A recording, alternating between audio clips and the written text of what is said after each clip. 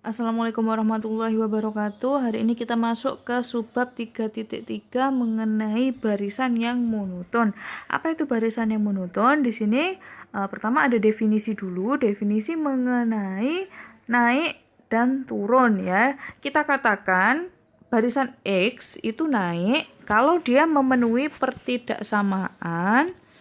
Nah, di sini ketika suku pertama itu kurang dari suku yang kedua, suku yang kedua kurang dari suku yang ketiga, suku yang ketiga kurang dari suku yang keempat, dan seterusnya sampai suku yang xn kurang dari suku yang ke xn plus 1, berarti pada intinya yang depan-depan itu kurang dari yang belakang-belakang ya. Itu dinamakan barisannya itu barisan yang naik, sedangkan barisan yang turun ya kebalikannya.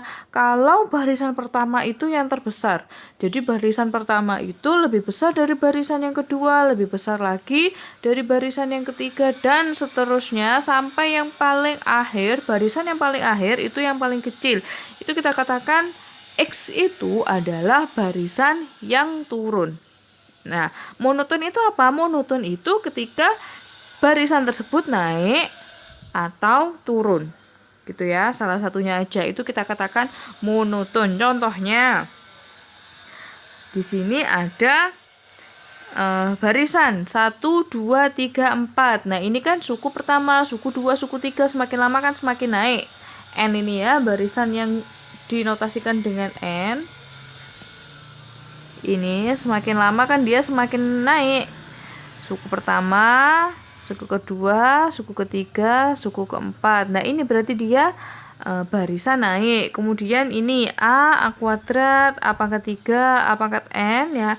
Kalau A nya lebih besar dari 1, itu merupakan barisan yang naik ya. Kalau A nya kurang dari 1, dia akan turun.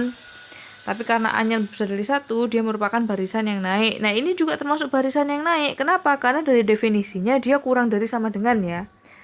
Jadi yang 1, 2, 2, 3, 3, 3 ini juga masih termasuk yang naik. Kalau yang turun gimana? Yang turun yang ini, seper N ya. Seper N itu kan 1, ini X1-nya itu 1, X2-nya 1/2, X3-nya 1/3, X4-nya 1/4, dan seterusnya semakin lama akan semakin kecil. Ini berarti dia barisannya barisan yang turun.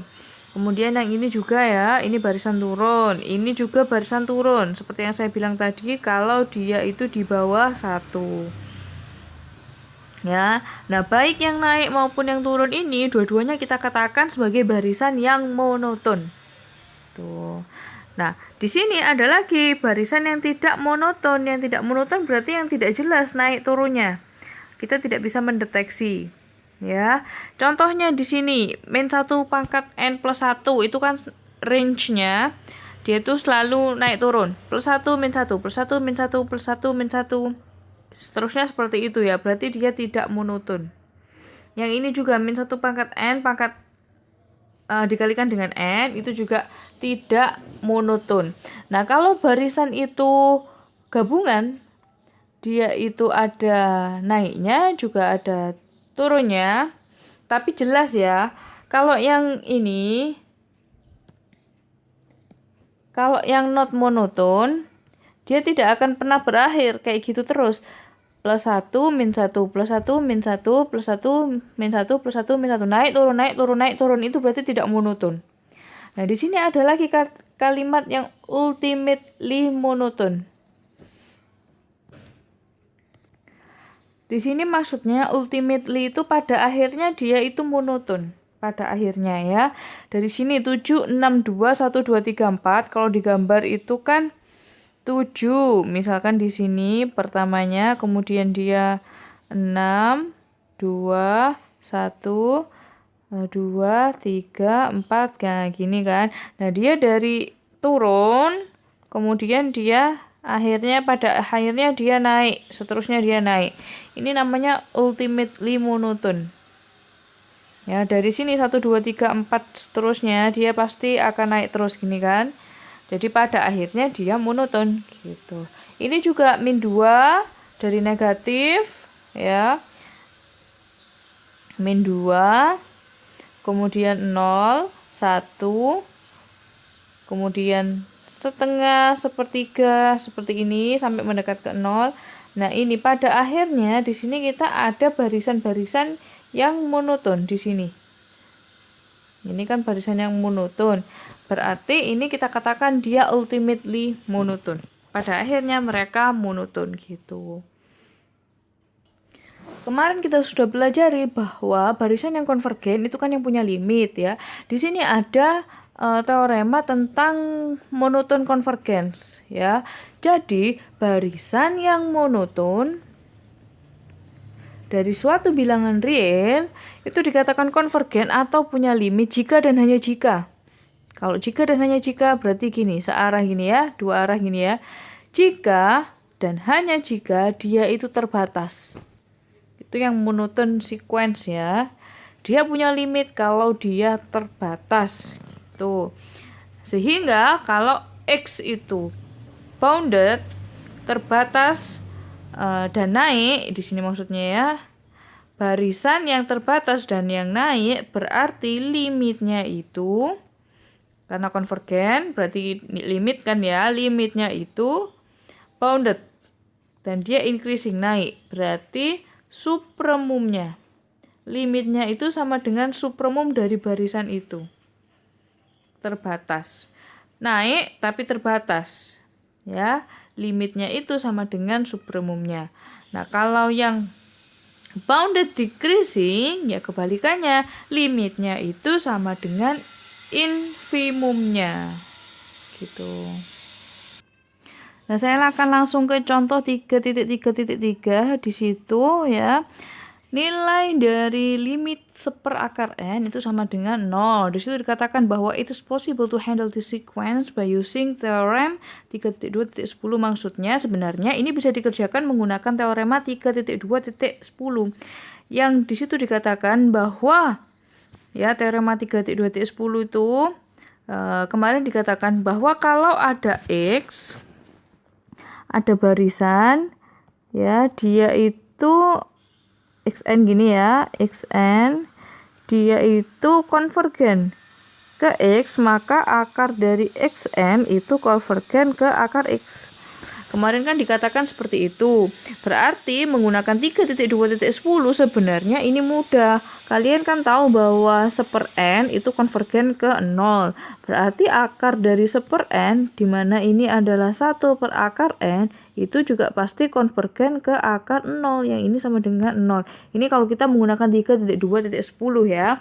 Tapi di sini bagaimana mengerjakan soal ini menggunakan teorema monoton konvergens, ya berarti kita harus mencari barisan ini itu bounded dan dia termasuk decrease atau increase gitu ya. Nah, kalian tahu limit seperakar n dia itu punya infimum, infimumnya adalah 0. Kenapa dia sudah pasti punya infimum dan infimumnya 0? Karena barisan ini adalah barisan yang positif. Dan lama-lama ya dia akan, kalau digambar dia akan seperti ini. Nilainya yang paling kecil berapa? Yang paling kecil kan mau ke 0 ini, tapi dia nggak akan pernah 0 karena barisan ini selalu positif ya. Nah, di sini kan 0. Berarti 0 itu adalah lower bound-nya. Kita juga bisa memastikan bahwa 0 itu juga merupakan infimumnya. Sehingga kita sudah dapat bahwa 0 itu infimum dari seperakar n. Karena 0 itu infimumnya, berarti berdasarkan monoton convergence theorem, ya, dia bounded, ya, berarti nilai limitnya itu sama dengan nilai infimumnya. Di sini kalian dapat 0, berarti limit dari seperakar n itu adalah 0 gitu. Nah, di sisi lain kita juga bisa menggunakan ini. Kalian tahu bahwa seperakar n itu kan terbatas dan dia semakin lama ke bawah gini decrease kan, ini berarti ya dia terbatas dan dia turun. Karena itu Ya, kalau dia terbatas dan dia turun, monoton dan terbatas tadi katanya dibalikkan ya. Jika suatu barisan itu konvergen, maka dia monoton dan terbatas. Katanya kan gitu. Nah, di sini karena dia terbatas dan turun, berarti dia pasti punya limit. Limitnya itu ke some real number x. Dimisalkan dia ke x. Ya. Berdasarkan teorema 3.2.3 yang perkalian ya, maksudnya gini, kalau ada x, yang mau kita cari kan x yang sama dengan seperakar n ini. Ya, seperakar n, gini, 1 per akar n dikali 1 per akar n, ini kan sama dengan 1 per n ya. Kalau ini saya misalkan x, ini sama dengan 1/n. Gini kan? Nah, 1/n ini sendiri konvergen ke 0. Padahal x ini dia konvergen ke suatu nilai namanya x. Jadi, saya punya ini konvergen ke x, yang ini konvergen ke x. X dikalikan x ini sama dengan 0 di sini tadi, karena 1/n itu konvergennya ke 0. X kuadrat sama dengan 0, berarti x-nya berapa? X-nya ketemu 0, sehingga barisan x tadi yang sama dengan seperakar n itu limitnya adalah 0 atau konvergen ke 0. Ini kalau menggunakan monoton convergence theorem. Nah, sekarang yang B. Yang B di sini saya punya deret. Deretnya itu 1 plus setengah plus sepertiga plus dan seterusnya sampai plus 1/n. Ini barisannya merupakan barisan yang naik. Loh, kenapa bisa naik ya? Nah, gini, karena di sini ini adalah deret ya. H yang ke-1, dia itu nilainya 1. H yang kedua itu nilainya 1 ditambah setengah, yaitu 3/2. H yang ketiga itu nilainya 1 tambah setengah ditambah 1/3. Ini sama dengan 5/6, 1 5/6 ya. 12, 1 5/6 gini ya, saya tulis kayak gini ya. Nah, di sini meskipun suku-sukunya ini tambah lama tambah kecil, tapi karena di sini adalah deret hasil penjumlahan dan sukunya bisa saya tuliskan seperti ini, 1 3/2, 1 5/6. Ini kalau ini 1 suku 1 suku 2 gini ya. Ini di sini. Nah, bisa kalian lihat sendiri ini nanti kalau kita plot, ini fungsinya, ini barisannya adalah barisan yang naik. Gini ya kan, dia barisan naik. Nah, pertanyaannya apakah dia konvergen? Ya tinggal kalian buktikan barisan yang naik ini merupakan barisan ini terbatas atau enggak, gitu ya. Kalau dia terbatas, dia punya, harusnya dia punya supremum, increase ya. Kalau increase berarti yang dilihat supremum. Kalau dia punya supremum, berarti dia konvergen, dia punya limit. Tapi kalau dia tidak punya supremum, ya, berarti dia tidak konvergen. Itu tadi ya. Jadi untuk membuktikan dia konvergen atau enggak untuk barisan yang monoton itu harus ada 2 yang dibandingkan. Kalau konvergen, kalau dia tadi naik, ya berarti dia harus punya supremum terbatas di atas dan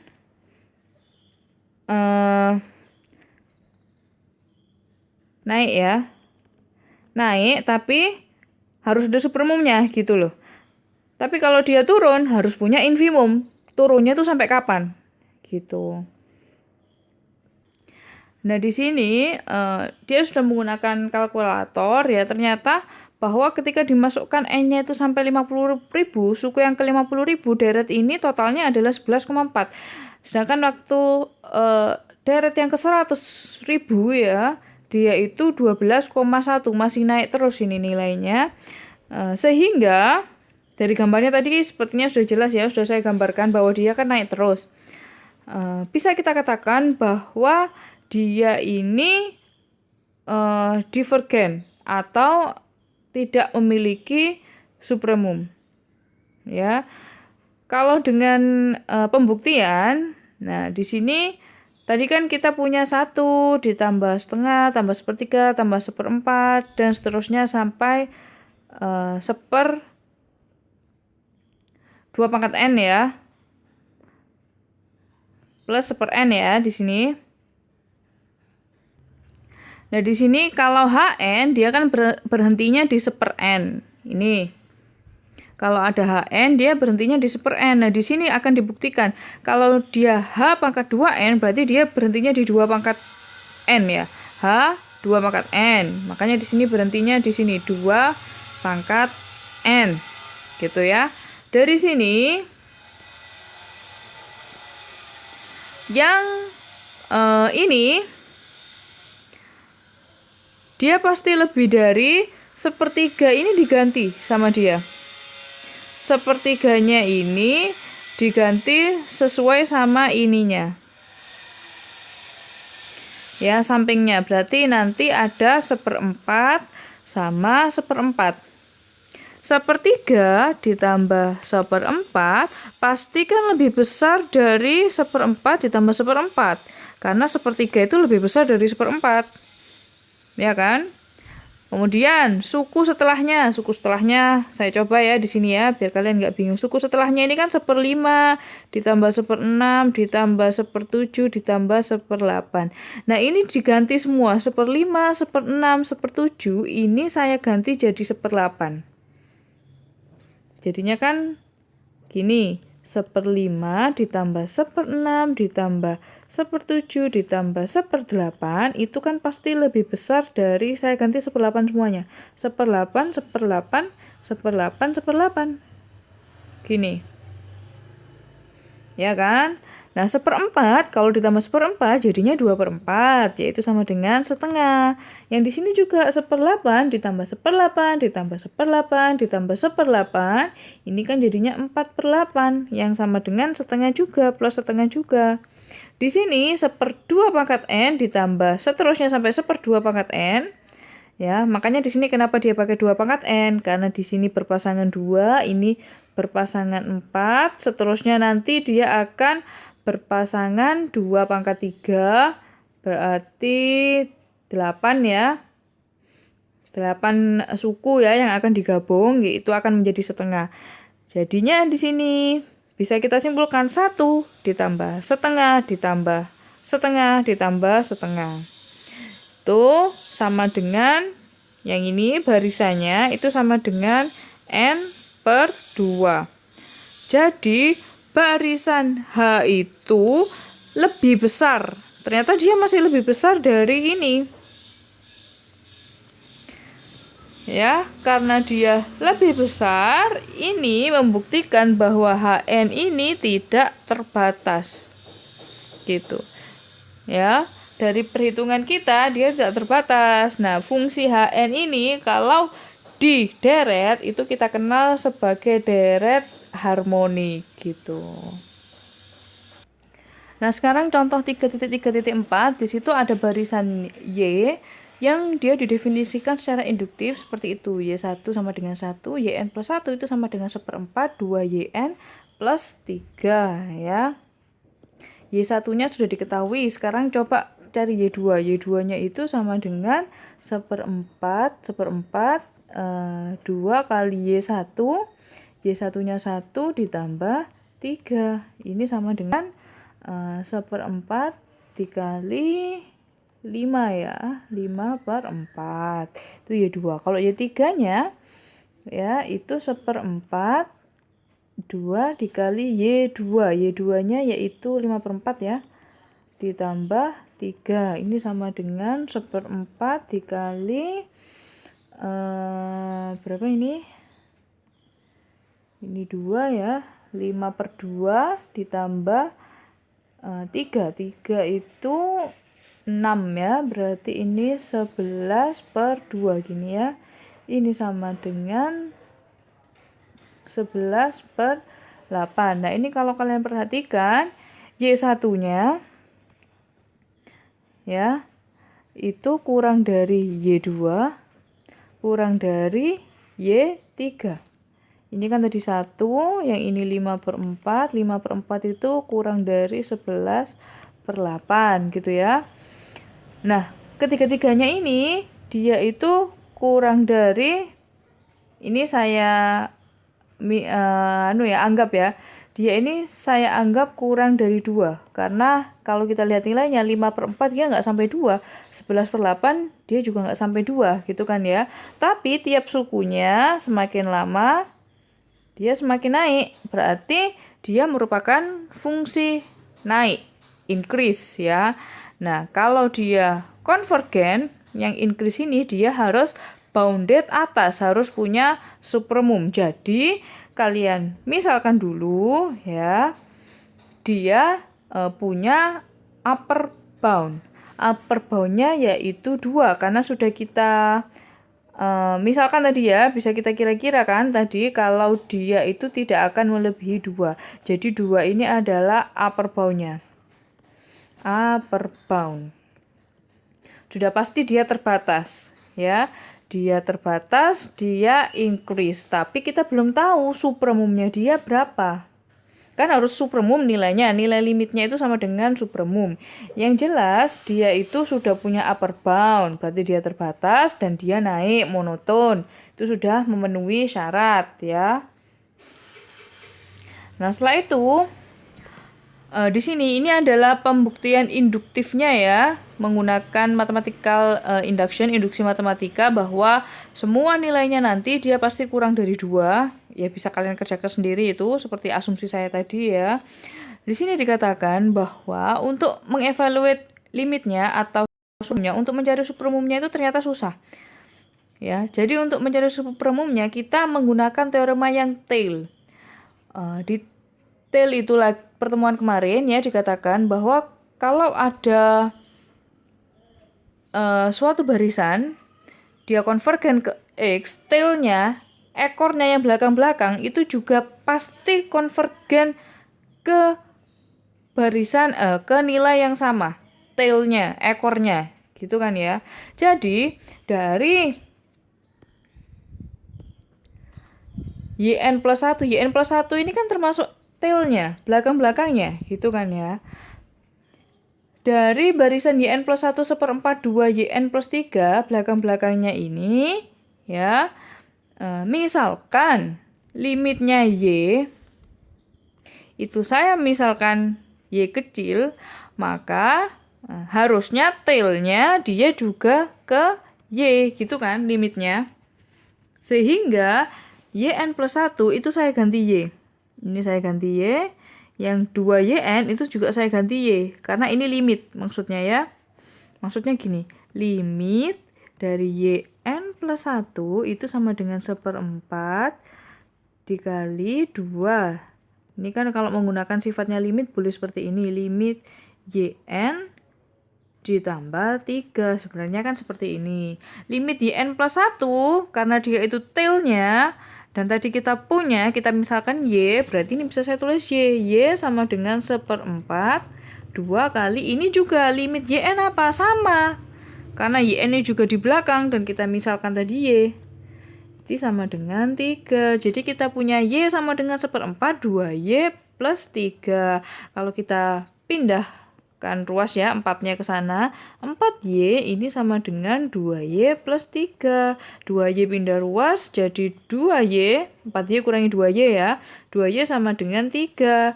Y-nya itu ketemu 3/2. Jadi limitnya berapa? Limitnya 3/2.